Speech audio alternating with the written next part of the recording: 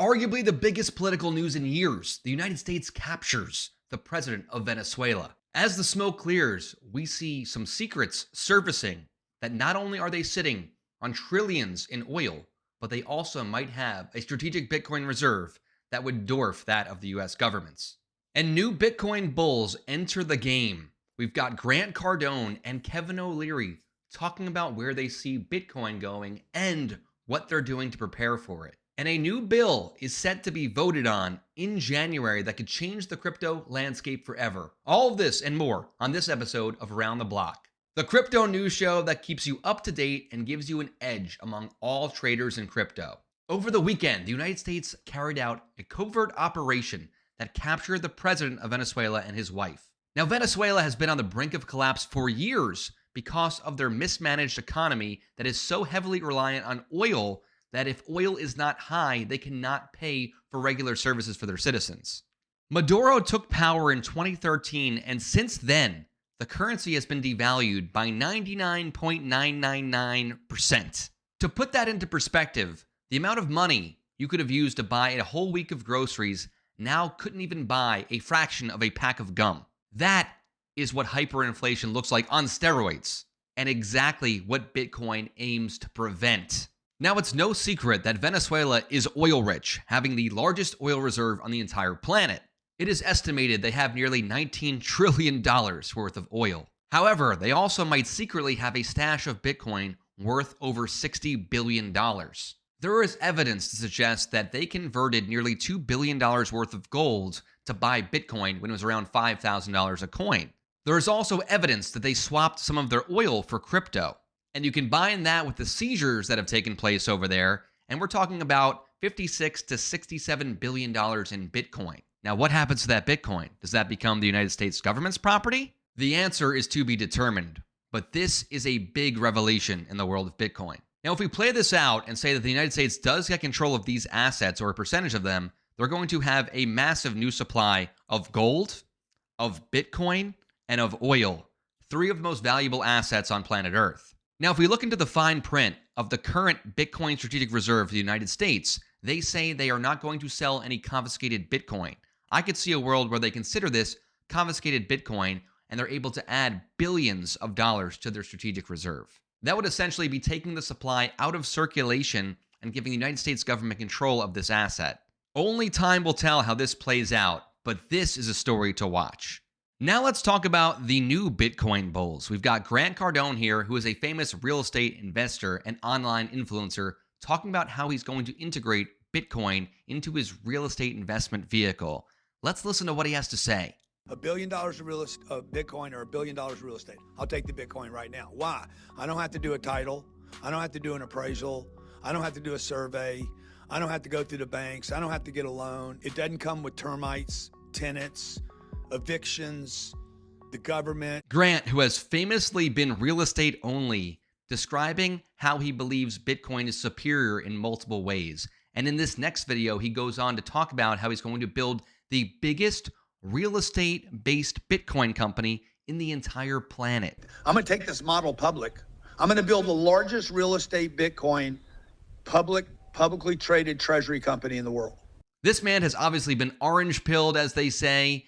His brother has famously been into Bitcoin for many years. I actually was lucky enough to meet his brother at a recent Bitcoin meetup. And he's not the only famous new Bitcoin bull. There is another one who will talk about the crypto structure bill in just a minute here. And if you're enjoying today's episode and you want to be ahead of the game, you want to master the world of cryptocurrency, don't forget to scroll down below and click on the link in the description of this video. You can jump on a call with me or my team who can understand your goals and see if you're a good fit for our program, where we train business leaders and accredited investors on advanced crypto and DeFi strategies. You can go from a novice to a pro in just 6 weeks. Now let's get back to the video. The fourth quarter was terrible for Bitcoin, losing a significant chunk of its value. However, right as the new year flipped, we've seen a nice recovery. Now, I'm cautiously optimistic here. I do want to believe this is the next leg up. However, the waters are still pretty murky. We really want to break above 92 and then above 96 to really confirm we are on the next leg of the bull run.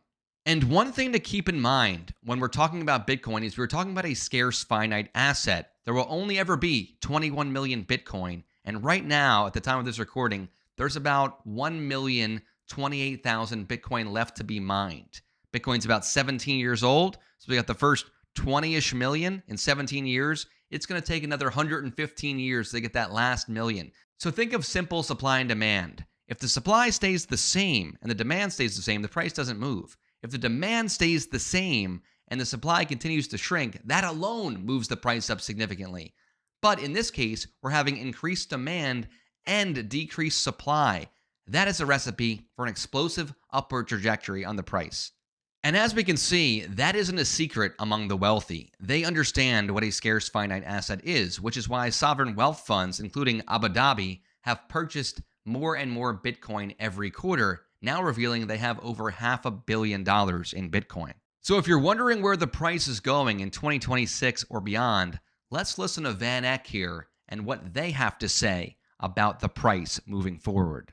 We have a model that assumes that by 2050, this is very long term, that Bitcoin becomes a reserve asset that's used in global trade and held by global central banks at a very modest 2% weight. And in that model, we arrive at a $3 million price target for Bitcoin. Now, that sounds, extreme, but that's a 16% compound annual growth rate for a couple decades. That's not really that extreme. So into the millions over the medium term is a high conviction call. Into the millions on the long-term time horizon is a high conviction call. It's only a 16% annualized growth rate over the next few decades, and Bitcoin has far outpaced that, at least thus far. So although no one knows where the price is going day to day, on a long-term time horizon, Bitcoin has gone nothing but up. If you have time, in my opinion, it is a great place to store wealth and value. Now let's talk about the elephant in the room, the thing that I believe is the single biggest factor in where Bitcoin's price goes next. And that is the crypto market structure bill that is set to be voted on by the Senate very soon. If this passes, we're going to get regulation on networks, commodities versus securities, stable coins, and of course, decentralized finance, one of my favorite things in crypto. And one of the famous investors I was promising to reveal is Kevin O'Leary, who talks about the impact he believes this bill will have if it passes. Let's hear what he has to say. The money center banks have been sitting on their hands for years, crapping on the crypto industry, but it's not about Bitcoin. Nothing to do with Bitcoin. It's digital payment systems. That's the potential. That's the amazing opportunity we have here. Now, the reason that will be important and why we'll get price appreciation on Bitcoin is the minute that happens, it will signal the move to the next act, the Market Infrastructure Act. And why that matters to everybody in this room is we will finally determine, is Bitcoin a commodity or a security? And when that is determined and regulated, Katie bar the doors, $1 trillion will come and index that asset. Let's all hope that happens while we're all alive here. Anyways, thank you very much. I think Mr. Wonderful says it very well here. The big money has been sitting on their hands, not because they're not interested in Bitcoin and crypto, but because they need regulatory clarity. These are not mom and pop shops. This is not a retail investor. They can't just FOMO or YOLO in to these coins. They have to know that their investment is regulated for them to do so.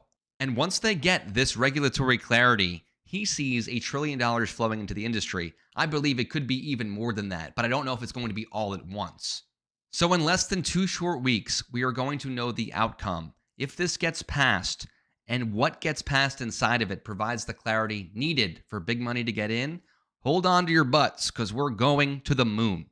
Now, I hope you've enjoyed this episode of Around the Block. Don't forget to like and subscribe. And if you're ready to get an edge on crypto and learn how you can deploy advanced strategies and be ahead of the curve, don't forget to schedule a call with me or my team. We can help you understand the opportunity and see if you're a good fit for the program.